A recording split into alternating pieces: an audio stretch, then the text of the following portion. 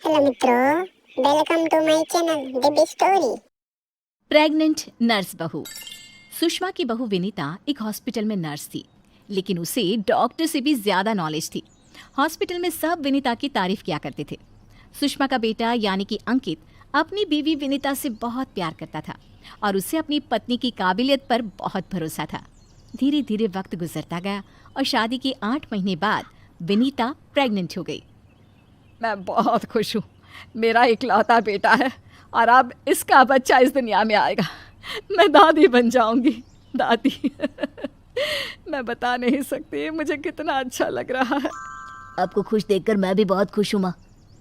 देखो बेटा, वैसे तो विनीता नर्स है, उसे अपने बारे में सब कुछ पता है, लेकिन फिर भी ना आजकल बच्चे पैदा करने में बड़ी परेशानी होने लगी है।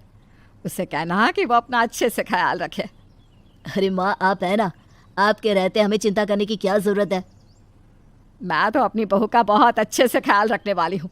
उसे अच्छे से खिलाऊंगी पिलाऊंगी, तभी तो मेरा पोता या पोती एकदम हेल्दी पैदा होगा।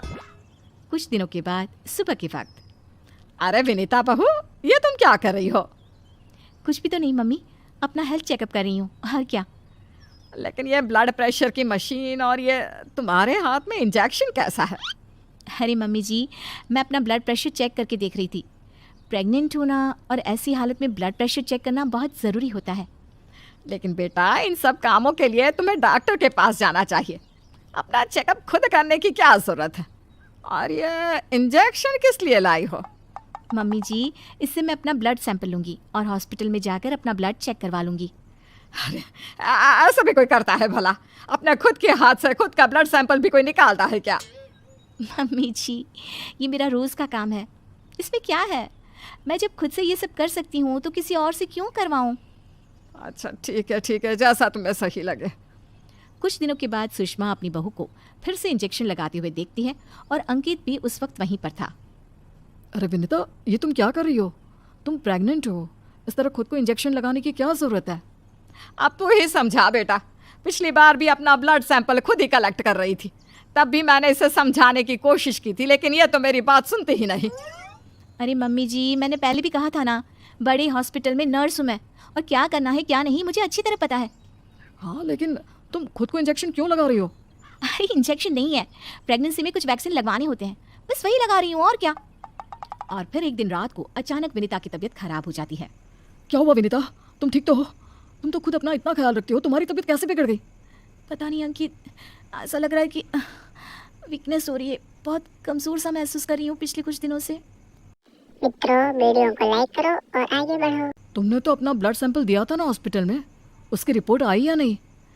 कल सुबह ही आ जाएगी, तब सब कुछ पता चल जाएगा। अगले दिन सुबह के वक्त। विनीता, तुम्हारी ब्लड रिपोर्ट तो आ चुकी है। तुम्हारी बॉडी में तो आयरन की बहुत कमी है, देखो तो ज़रा। अरे हाँ, इसके हिसाब से तो मुझे ब्लड चढ़ाना चाहिए, वरना डिलीवरी के वक्त बच्चे को प्रॉब्लम हो सकती है। मैं एक काम करती हूँ, ब्लड चढ़वा लेती हूँ। ऐसा कैसे ब्लड चढ़वा लेती हूँ?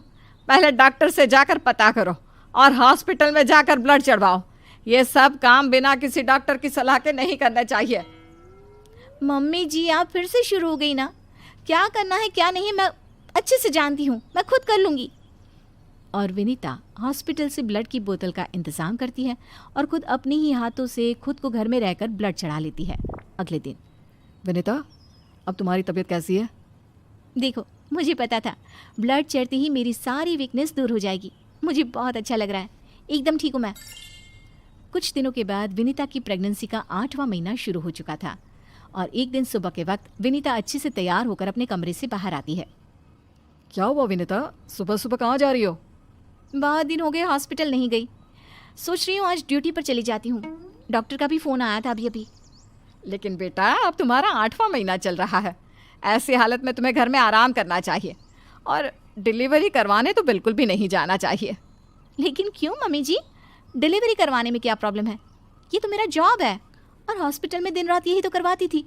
आपने कहा कुछ दिन काम पर मत जाओ, इसलिए नहीं गई। हाँ मम्मी, वैसे विनीता ठीक ही तो कह रही है, उसका रोज़ का काम है ना ये। तुम आजकल के बच्चे ना कुछ नहीं समझते। अरे तुम्हें वैसा तो सब पता है, लेकिन शायद ये नहीं पता कि इस हालत में अगर तुम डिलीवरी करवाने आई औरतों को देखोगी तो तुम्हारी सेहत पर बुरा असर पड़ेगा। अरे मम्मी, ऐसा भी कुछ होता है क्या? मम्मी जी, किसी और की डिलीवरी करवाने से मेरे ऊपर कैसे फ़र्क पड़ सकता है? मैं कोई पहली बार थोड़ी ना ये सब करवाने जा रही हूँ। विनीता अपनी सास की एक नहीं सुनती और हॉस्पिटल चली जाती है। वहाँ से वापस आने के बाद, अरे मम्मी जी, आपको मेरी बहुत चिंता हो रही थी ना? ये देखिए, मैं बिल्कुल ठीक ठाक हूँ। अब आपको परेशान होने की ज़रूरत नहीं है। और जानती है, पूरी 5 डिलीवरी करवा कर आई हूँ, वो भी नॉर्मल वाली। देखा मम्मी, मैंने कहा था ना विनीता को नहीं होगा कुछ भी। वो बिल्कुल ठीक है। चलो अच्छा है बहू, मैं भी तो यही चाहती हूँ कि तू एकदम ठीक रहे। और आजकल जिसे देखो उसके ऑपरेशन से बच्चे होते हैं, ये देख देख करना बहुत डर लगता है। चिंता मत कीजिए मम्मी जी, मुझे कुछ नहीं होगा।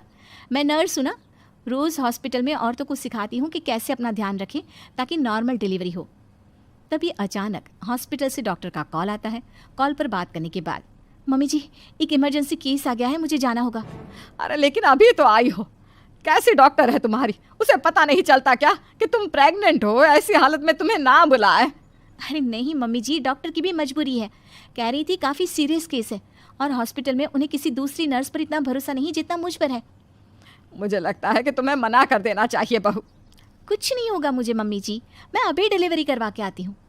कुछ देर बाद अंकित के पास हॉस्पिटल से फ़ोन आता है। अरे मम्मी, जल्दी हॉस्पिटल चलिए, वहाँ विनीता की तबीयत खराब हो गई है।